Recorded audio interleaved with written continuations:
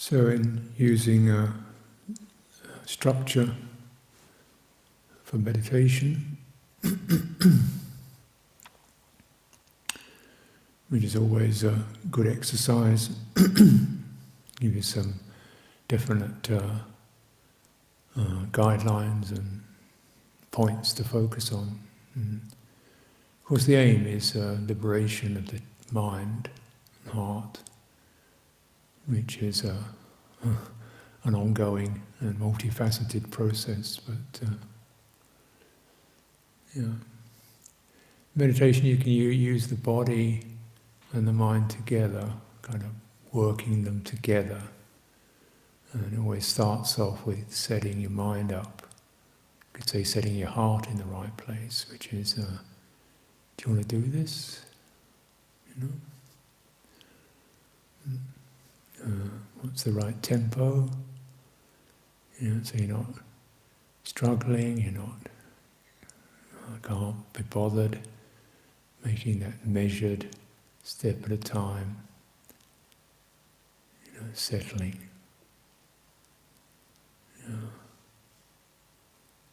And putting aside what isn't necessary, suitable. And that list can be ongoing and change day to day. Doesn't mean they're wrong, it's just not right now. So it's not a moral judgment. It's not right now. It's this itself, just doing this piece of housekeeping, really helpful. Otherwise the mind just gets clogged. No perspective, jammed. So give it some time. You're not here to run a race. You're systematically working through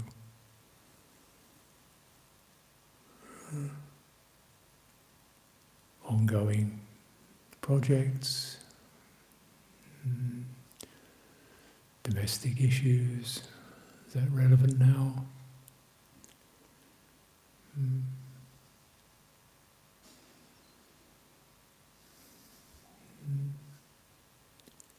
Note carefully enough, put it aside.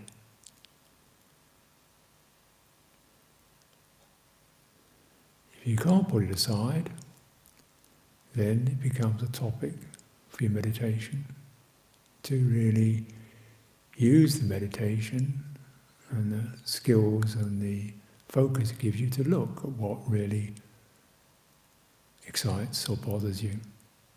The emotion, the power, the push, the identification with it. But we'll get onto that later.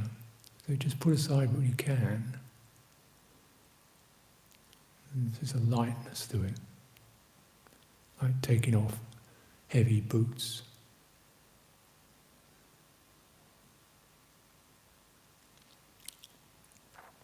But don't neglect it.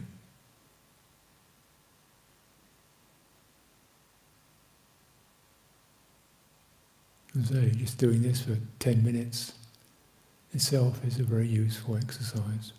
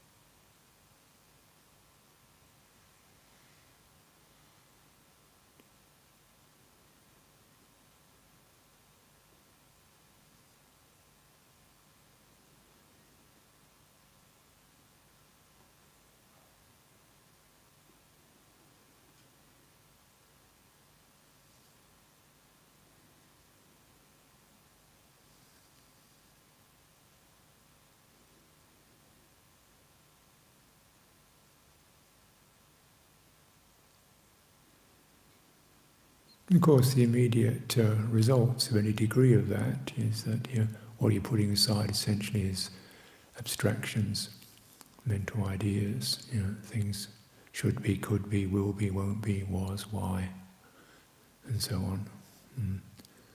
And clearing off that layer of experience, it means the result is you're coming into something more present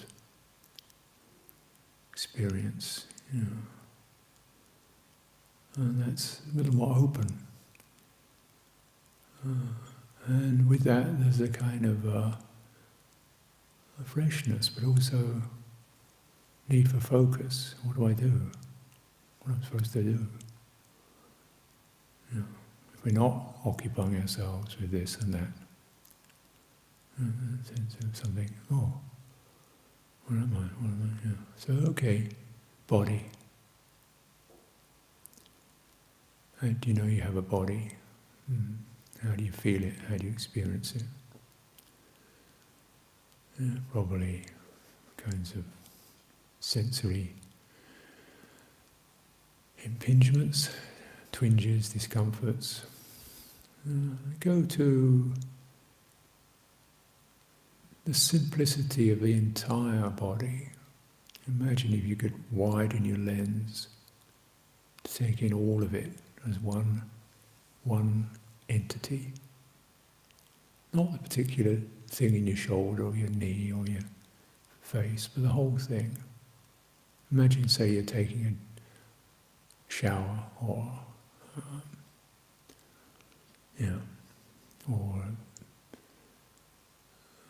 trying to balance on a narrow plank. So the whole body's there, really, as one thing. Strange focus, but exceptionally useful because it doesn't allow the mind to fixate. The mind has to stay open, and yet held open. So the fixations and the tangles and the little storms that run through the mind are now not given those places to get going on. You just got you open, spreading the mind like a sheet. So all the crevices and the folds where things can just, mind gets bunched up. Using the body to open the mind. So you can't go into the details. This is the usefulness of this whole body awareness.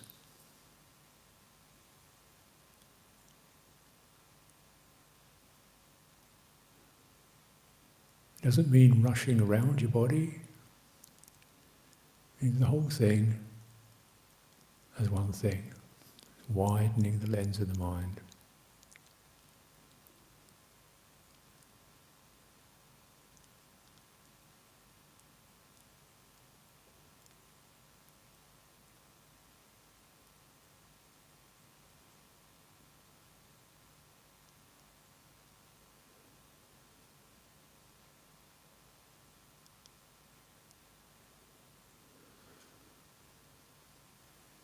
Because it is an unusual focus, normally we're focusing on details. With our eyes, or particular what our hands are doing. So often, much of the body we're not aware of. It doesn't bother, it's not hurting you. Not aware of it. And so now just making a little more of an exercise of that. So extending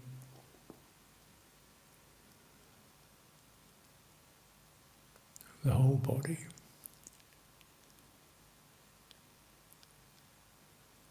And you realize If you do that, mostly you're centered up in your shoulders and head. That's the average person. That's because that's where we operate from. So make something out of drifting, sinking down your back to that hip pelvic region. Again, very helpful, just doing this. Simple, extraordinarily helpful. It's about counterbalancing tendency to be head and face. And you go down there with a sense as if you're like a tree, and that's where your root is, rooting into the ground. Don't tense up, but bring your attention there with this strengthening inclination.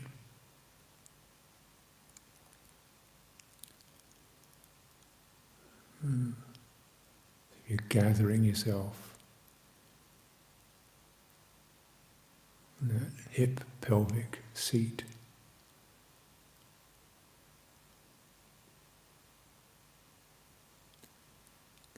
Region, so you get very grounded.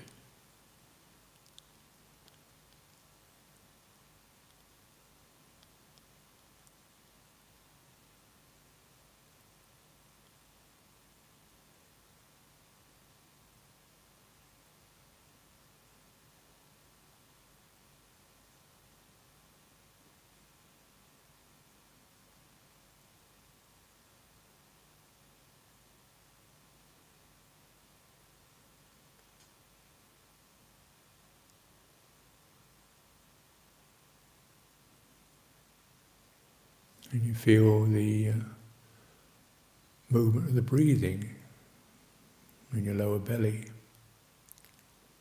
Imagine you've got that region of your body is like a ball, balloon. It slowly inflates and subsides.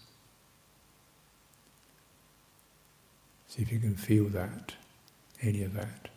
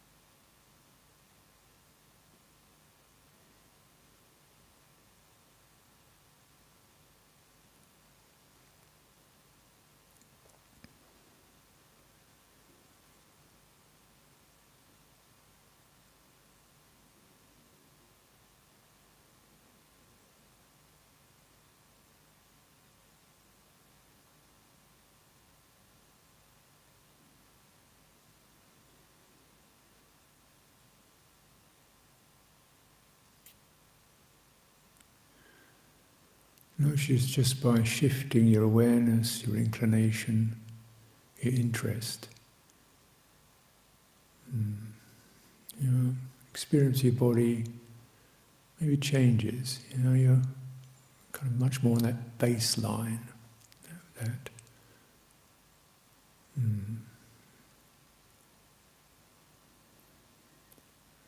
grounded, connected to the floor. And down there you're also aware it's just simple, involuntary rhythm, breathing in, breathing out.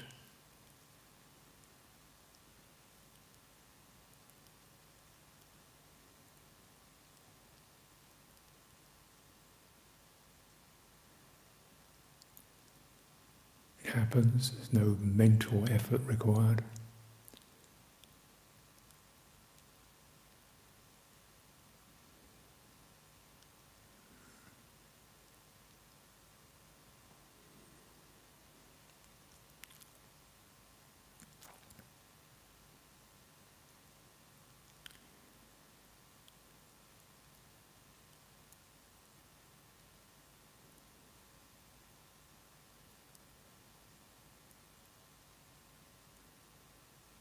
And changing your mind from something that's handling abstractions and ideas and possibilities and things that move rather fast, conjured, into something that's just carefully opening and sampling simple bodily sensitivity, changing the modality of the mind, more receptive, calmer.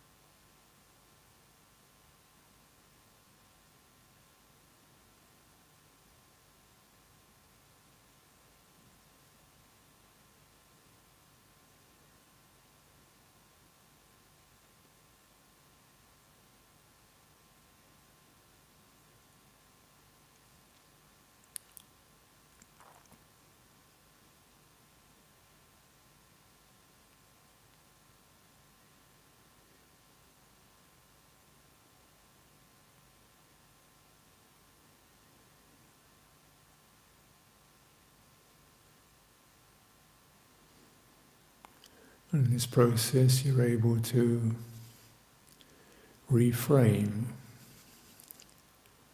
what you experience your body as and what you experience your mind as.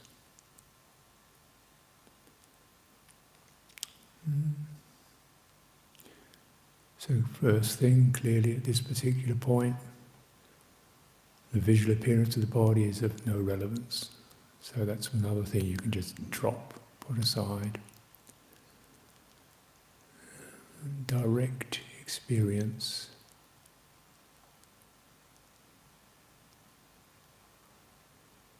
Not what we remember our body as looking like or conceive it to be. Just simple elements, a sense of solidity, simple rhythm, movement, energy, cohesiveness. Extend your awareness, widen that lens, without losing that baseline foundation. Widen your lens to include the legs and a little more of the back and the chest, as if you're gradually widening to include more. Staying in touch with the flow of sensations,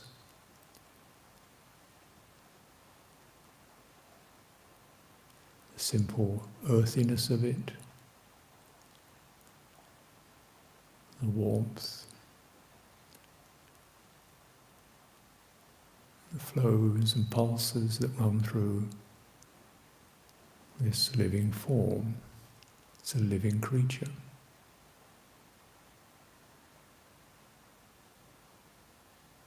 You're interested.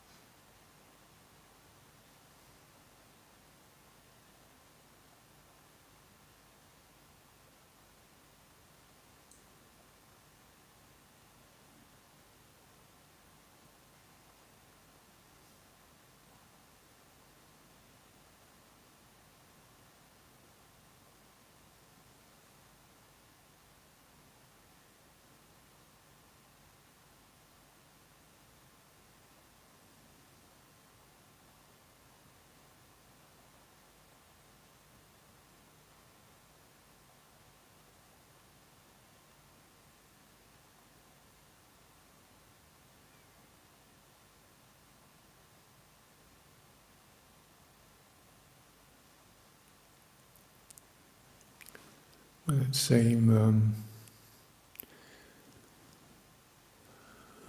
mental, almost call it emotional, but it's a subtle kind of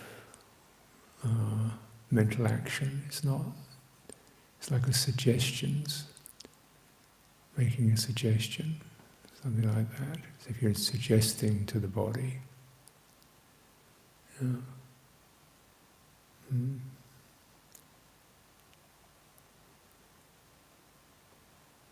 And suggesting, could it be taller? Could it be wider? Is it compressed?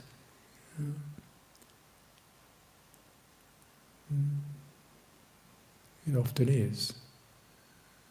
So without making it into something, we're just saying, do you want to be a bit wider? Or taller? Would that feel more settled? Making suggestions, so yeah.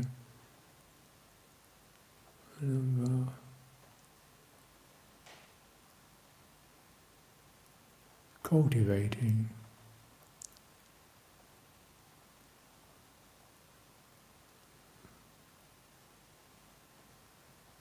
Across your chest.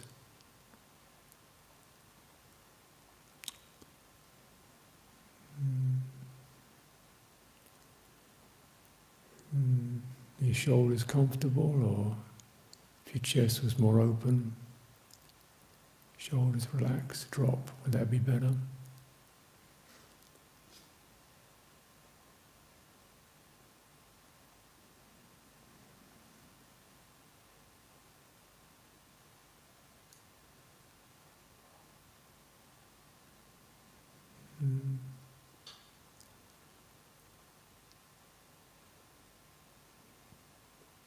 Extending, so you're coming to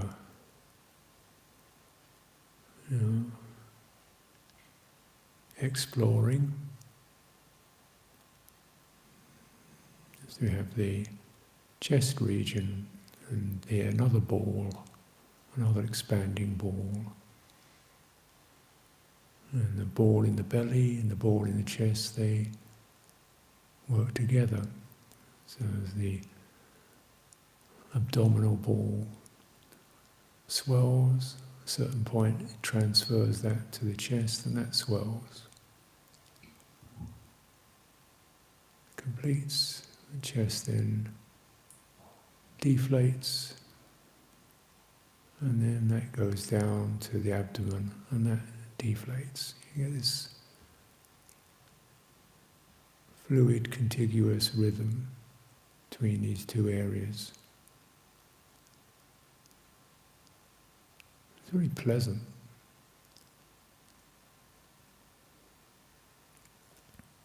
And it helps to ease.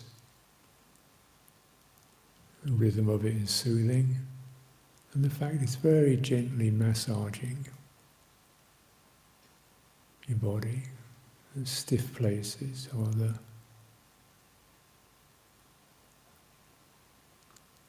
jangly places, the imbalances.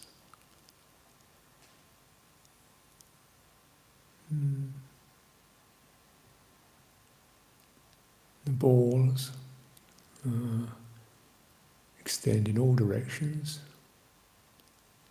The chest expanding slightly into the back, under the throat, ribs.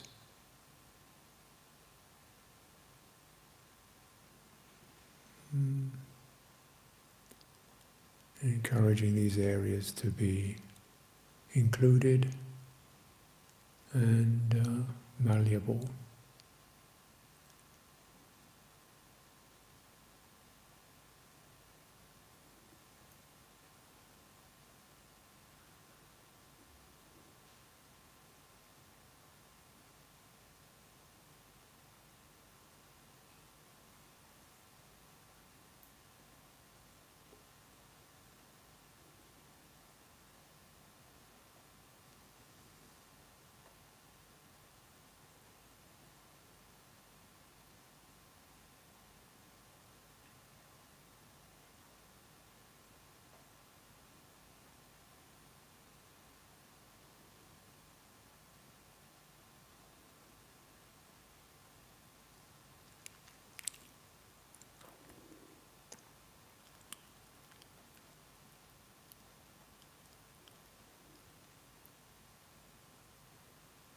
in accordance with how these areas begin to settle, become calm and easeful. The most crucial areas, of course, is the head, and what we may not even notice. So, around the eyes, the forehead. Could you send a signal there just to unbind it, relax it around the eyes, your forehead? So this area is normally on duty, looking, surveying, thinking. So let's take a break. As if you're undoing a headscarf or a mask around your eyes and head, top of your head, temples.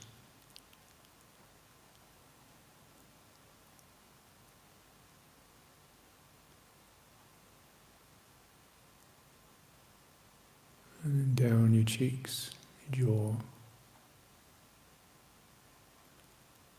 Just unbinding the head.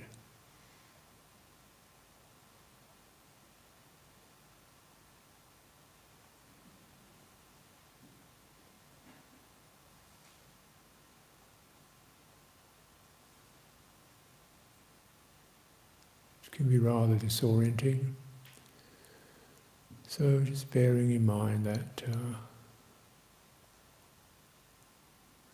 referring to the whole body, base of the body, upright. So you've got that holding form.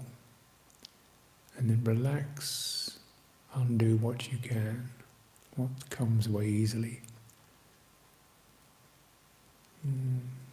Maintain the holding form. And successively release what is available to be released.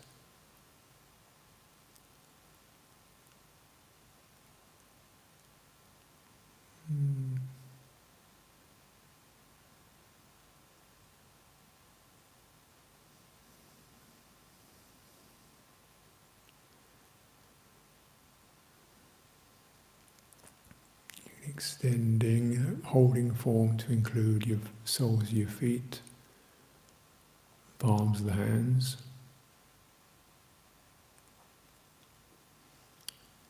A lot of energy there.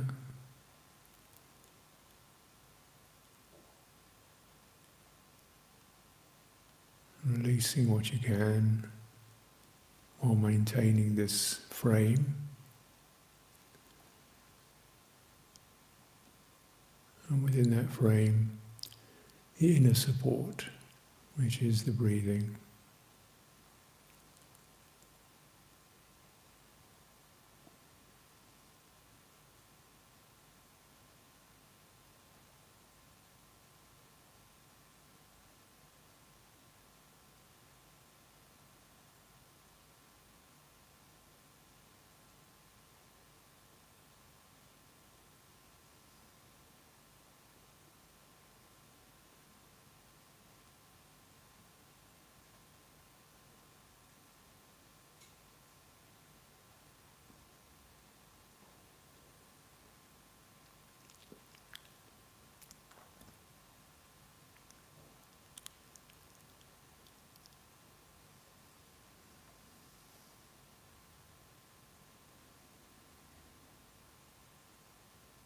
And for sure, everything tends to slide back to default very quickly.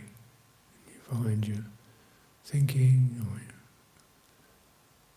or lost your body altogether, or face is tightening up, or you're stuck into some twinge in your shoulders, you're getting into fussing around with. And everything gets narrow and tight, busy. Really is much better to maintain the whole thing. Let those busy, tangled bits dissolve slowly under the effect of this meditation. You keep returning to it though. And that's what breathing in and out's about. It maintains something that's regular, and you have to stay on the ball, or on the two balls. The fluidity of that, how that's affecting your body, and using the expansion, check in with the whole form, the subsiding, to relax the whole form.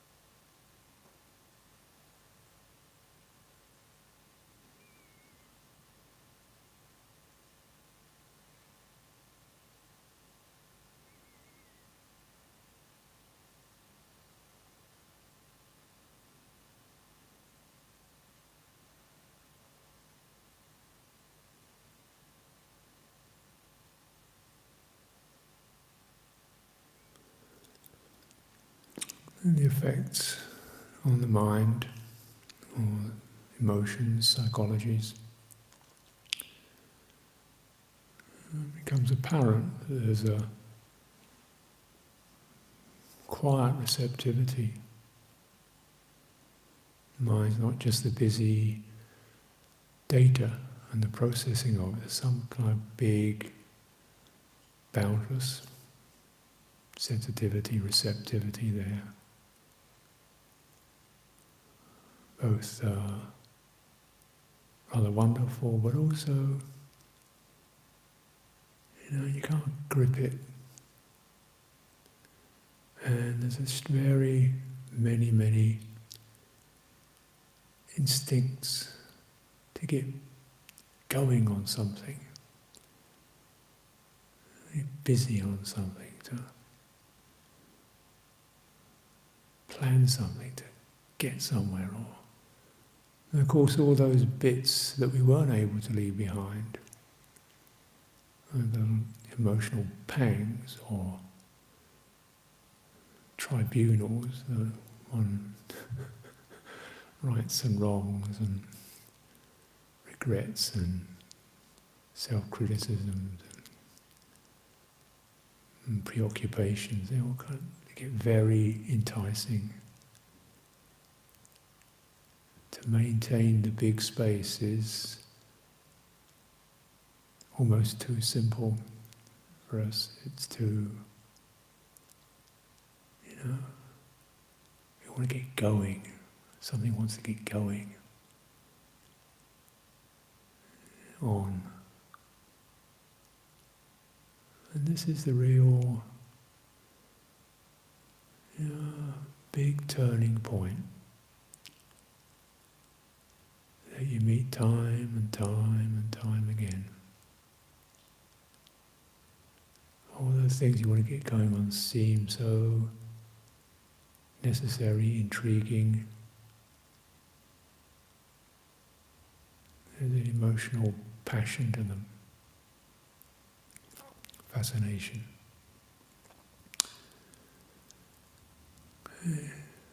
So now we just try to maintain that whole space, and without inviting anything, just seeing what does.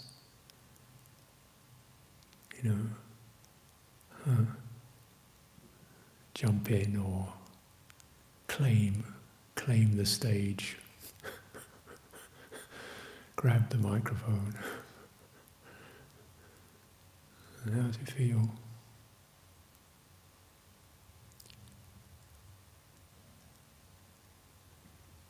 Can we maintain body awareness so that mind is held open while these, not just the issues themselves, but the tendencies to seek and get going are kind of presented.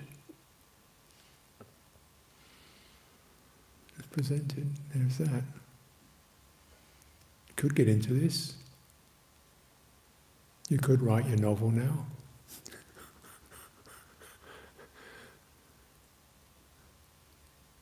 It's your life.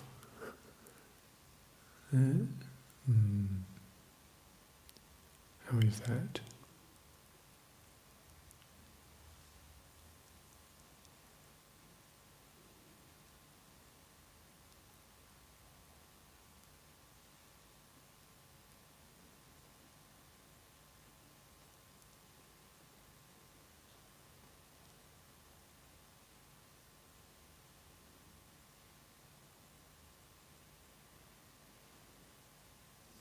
Not feeding, not adopting, not wrangling.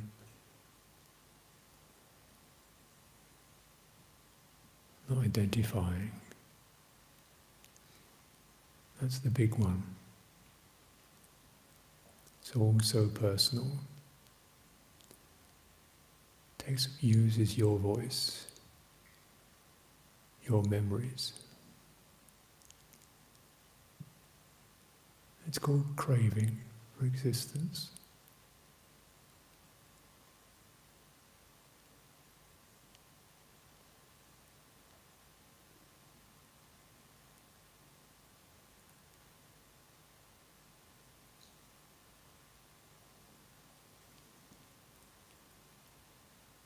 will always narrow your focus,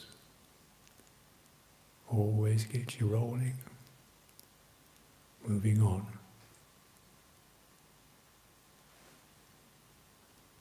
Never ends.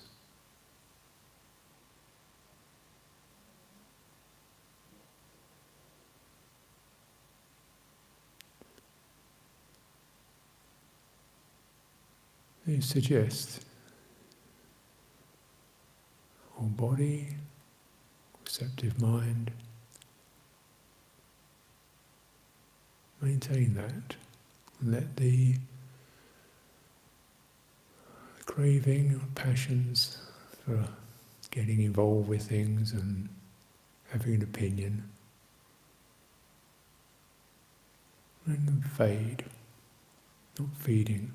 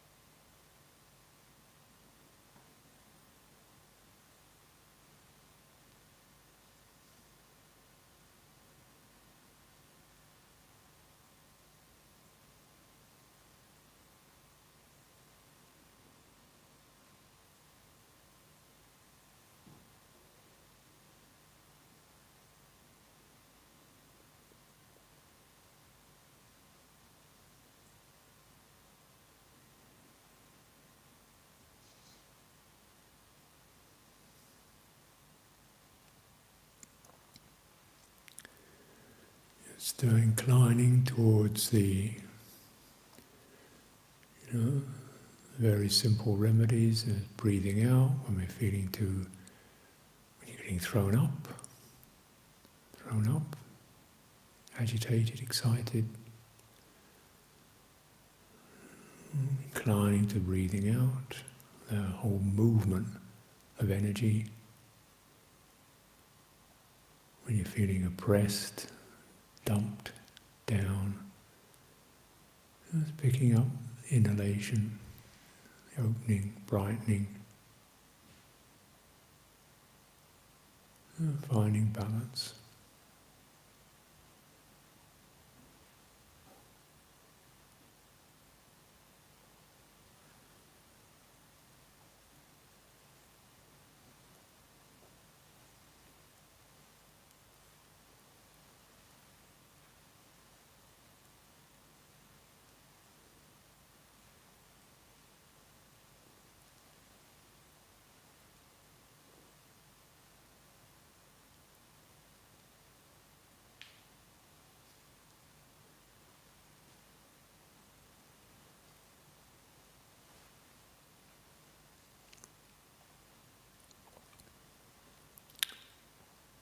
Identification, craving for existence.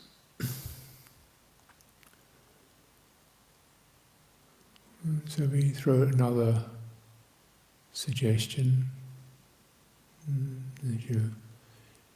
your experience, who is this? Like just throwing the question in.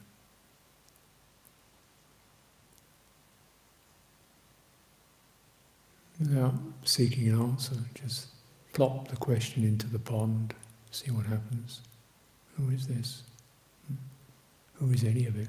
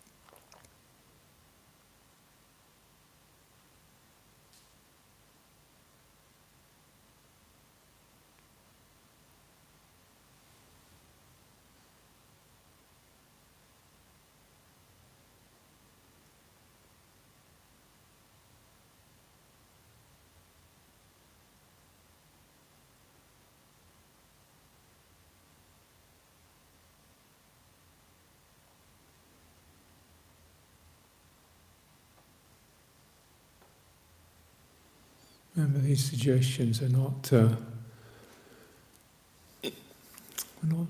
using words, but they're like sending particular inclinations that we don't normally use into the field of the mind, and they become established. Certain dispassion, detachment. Just as attachment has become established, our instinctive grab, get, become quality. And just reframing inclinations.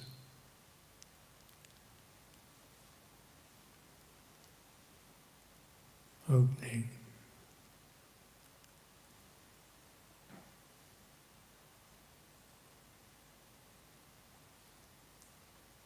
Embodying, steadying, inquiring.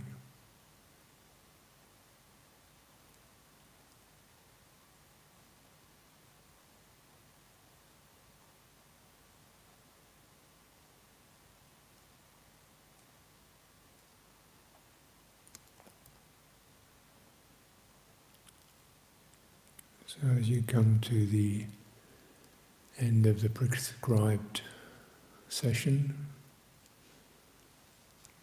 this has been some good work.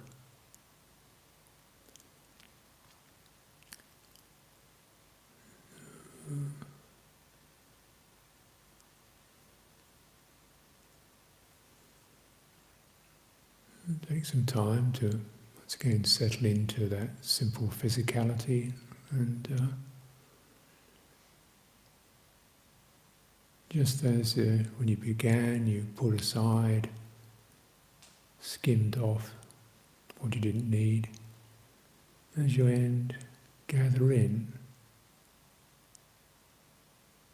what's useful of any of this.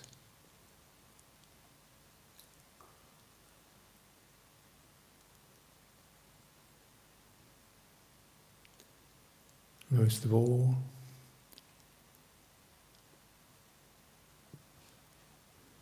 the recollection that for a best part of an hour, you worked against habit, you worked against grudges and squabbles and, dithering and distracting. You worked against it. And this This is very, very solid, rich thing to do.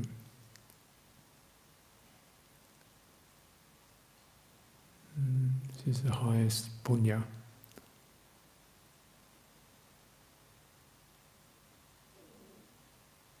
So we take that.